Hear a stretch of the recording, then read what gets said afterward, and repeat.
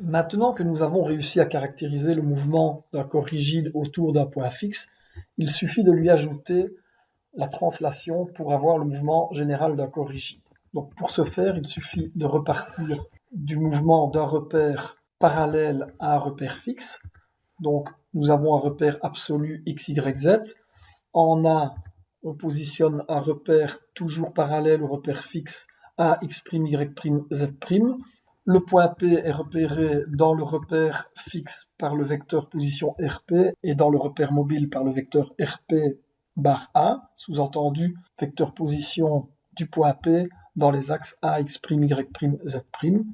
Et tout comme pour le mouvement en plan, on exprime la relation RP égale RA plus RP par rapport à A, et le fait que les vecteurs unitaires des deux systèmes d'axes sont identiques, c'est-à-dire ont toujours la même direction, on peut exprimer cela dans les seuls vecteurs unitaires IJK, ce qui fournit donc la vitesse d'un point P est égale à la vitesse d'un point A plus la vitesse du point P par rapport au système d'axes A, x', y', z'.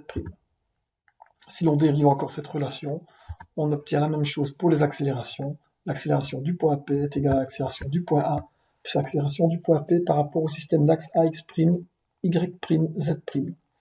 Autrement dit, le mouvement absolu d'un point P par rapport à des axes absolus OX, Y, Z est égal au mouvement absolu du centre des axes mobiles toujours parallèles aux axes absolus, plus le mouvement par rapport à ces axes mobiles.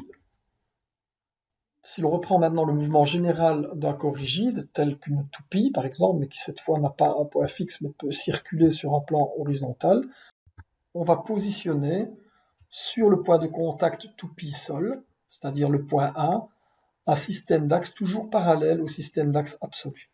Le mouvement général du corps rigide est donc une translation plus une rotation autour du point A dans les axes x', y', z'.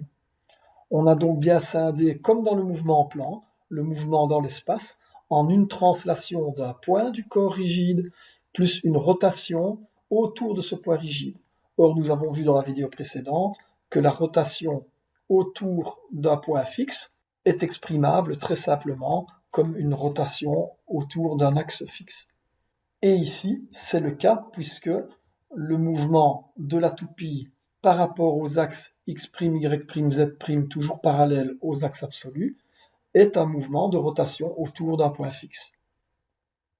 Et à tout moment, on peut dessiner un axe de rotation instantané autour duquel il y a rotation de la toupie. Par conséquent, la vitesse absolue s'exprime comme étant égale à la vitesse du point A, centre des axes mobiles, plus la vitesse de P par rapport aux axes mobiles A, x', y', z', c'est-à-dire une rotation qui, on l'a vu précédemment, s'exprime comme oméga vectoriellement par R, où R est le vecteur AP. De même, pour l'accélération absolue du point P est égale à l'accélération du point A plus l'accélération du point P par rapport aux axes A, x', y', z'. Cette accélération pouvant s'exprimer comme une rotation autour d'un axe par l'expression oméga vectoriellement par R plus alpha vectoriellement par R, ce qui nous donne la formule ci-dessous.